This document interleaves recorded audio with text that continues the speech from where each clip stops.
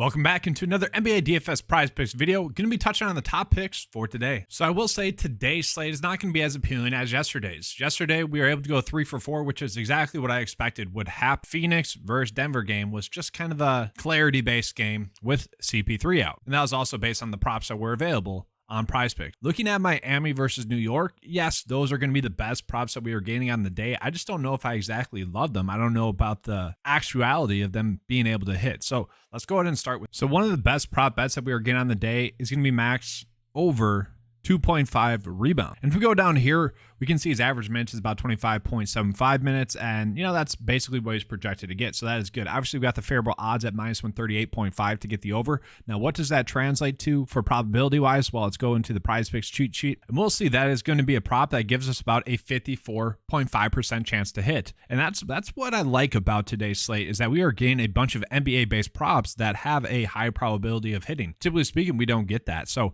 that, to me, is going to be where the edge is. We're probably just going to go ahead and take the favorable odd bets that we are getting. Now, why is this one appealing to me? Well, he has been someone on the season averages 3.3 rebounds, and we can see the last 2 games has not been able to get there. And so it's kind of just like regression to the mean, you know. The worry is that it's been so hit or miss. And so that's where I'm like, yeah, on paper, in a way, it is a good one, but at the same time, far from a lock, right? Like if we just want to make the EV-based bets, that's a good route to go. At the same time, if it doesn't hit, it also wouldn't be shocking. So in terms of likelihood to hit, I would say GABE VINCENT's props that we are getting that are also favorable props would probably be the ones that I want to go with the most. And so I'm using DraftKings just because I like how their information is set up. A lot of you guys already know that. But looking at, like, Vincent has been playing a lot of minutes. And sure, some of this came with Butler being injured and whatnot. But with Depot out and with Tyler Hero out, they've been forced to give him a little bit more run. And he's been pretty efficient doing that as well. And so let's go ahead and look at the props that we were getting for GABE VINCENT. So we can see points, rebounds, and assists right here. And this one is actually a little bit shocking to me. It has about a 55% chance to hit. And so looking at it, like we can see lately he has been able to get it over a bunch. And so it's kind of a strange line that we are getting. Like this is directly correlated with Depot and Tyler Hero being out. Like literally the last 4 games, the minutes have been up and thus the production has been up. Now, sure, maybe they're saying with Jimmy Butler back, that's not going to occur, but it's a crazy line that we are getting there. So he is projected to get under, just as an FYI. This is his line here, but that's going to be based off of the per 36 production with Hero and Depot on the court. And with that, if we just look at his per 36 production with them off the court, averages 14.7 points, 3 rebounds, and 4.4 assists. So we are getting a decent edge there. And I think the biggest edge we're going to get is actually going to be in the points or in the fantasy score, where he averages 26.5 fantasy points per 36. Now, it's not a big edge. Okay, don't get me wrong there. But I do kind of like that he'll probably be matched up with RJ Barrett a little bit. And I just feel like that's going to help him get there. And so if we're agreeing with the Vegas line that the points, rebounds, and assist prop for GABE VINCENT is a good one, I kind of like just going with fantasy score because we are getting a little bit of a bump there. You know, if he gets a block or a steal, that's going to help out. And he doesn't turn over the ball too much, only 2 times per 36 with those 2 players off the court. So on paper, GABE VINCENT, one of my favorite ones. And then you could pair it with STRUS if you want to. But I don't love that one too much. And now I do just want to call out a couple of discrepancies that we are seeing across Underdog and PrizePicks. So Jalen Brunson's fantasy score is set at 39. I've touched on this a bunch. We go back to his game log, very solid. Like has just been very productive. Kind of expect that to continue today. But I want to point out something. So if we were going to try to target the over fantasy score for Jalen Brunson, and we can see like it's probably a correct line across the board for both of them, both PrizePicks and Underdog. Underdog has the line set at 38.55. So if we wanted to bet the over, we would obviously do that on Underdog where we're getting a slight edge.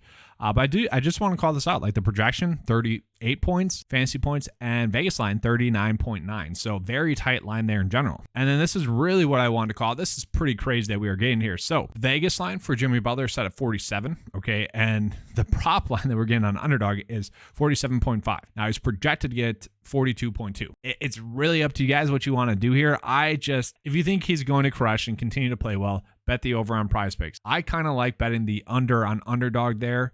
I don't know. That's just kind of the route that I want to go there. I think that's going to be the best route to go. And then lastly, I do just want to touch on Josh Hart a little bit as well, and also Julius Randle and Kevin Love. I guess this is probably the game that I like the most in general. Looking at it, Josh Hart is someone that I don't mind. I just don't exactly know how to bet him. If you guys have a good feeling about Josh Hart, please let me know in the comment section below, because I feel like there is some edgier I just haven't been able to figure out whether it's points, rebounds, and assists, or potentially fantasy score. And I bring that up because his minutes have been so heavy lately. And so there's got to be some sort of prop that we can bet there if he's getting 32, 43, 47, 40 minutes, like that. There has to be something there then. And then for what it's worth, I mean, Kevin Love was terrible in his last game. 2 for 8, 2 for 9, actually went 2 for 4 from free throw as well.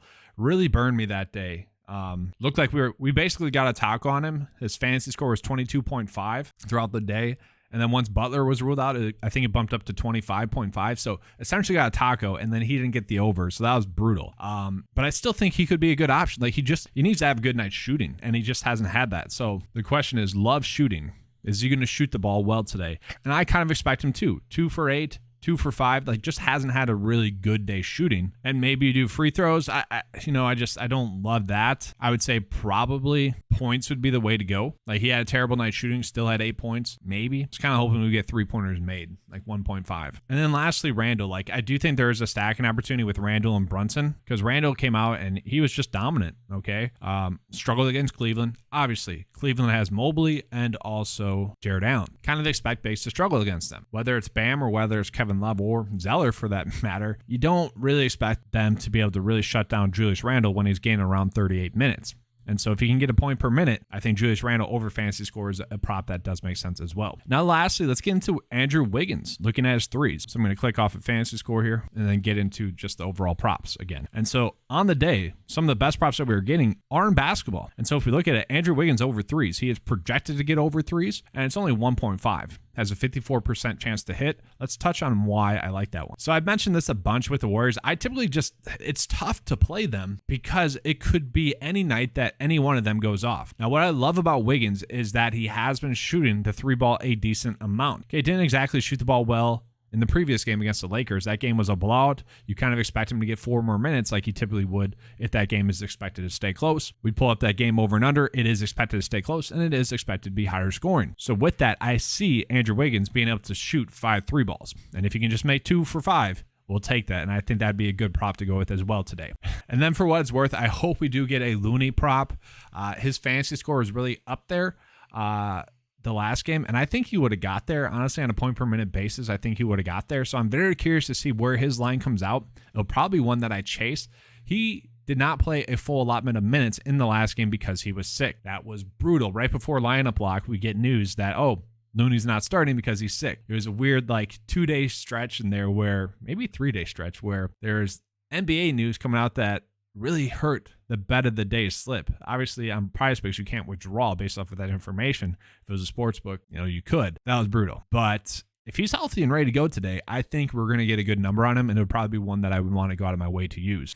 So I did mention how LeBron had been shooting the ball terribly, and because of that, we kind of wanted to be on AD and D'Angelo Russell in the last game. Well, that didn't matter because the Lakers just ended up getting blown out. Now, he did shoot the ball better for the most part, but he was still not able to get 25.5 points. The question is whether this game will stay close or not, and I think that really just hinders on the production of Anthony Davis. So if you believe the line for AD, then he is someone that should go off. If you believe this line, a 3 and 228, then AD in some capacity would be the way to go. So this is going to be my favorite bet of the day. I just like Gabe Vincent over fantasy score, just given the points, rebounds, and assist prop that's likely to hit given the sportsbook odds. Then I like this one, and then Andrew Wiggins, expecting 5 3-ball attempts in a slightly higher scoring game for playoff basketball. Thus, he just needs to make 2, and so I like that prop as well. Expect him to get around 35 minutes. Once again, we're more or less betting on that game staying close. But that's going to be all for today. Hopefully you guys enjoyed the video. If you did, you know what to do. Get that like and subscribe. If you guys want access to those cheat sheets, it is available on the website. Check it out. I have been making updates constantly on the website to try to make it the best value in fantasy sports. All right, thanks for watching. Let's have a good slate. And as always, cash.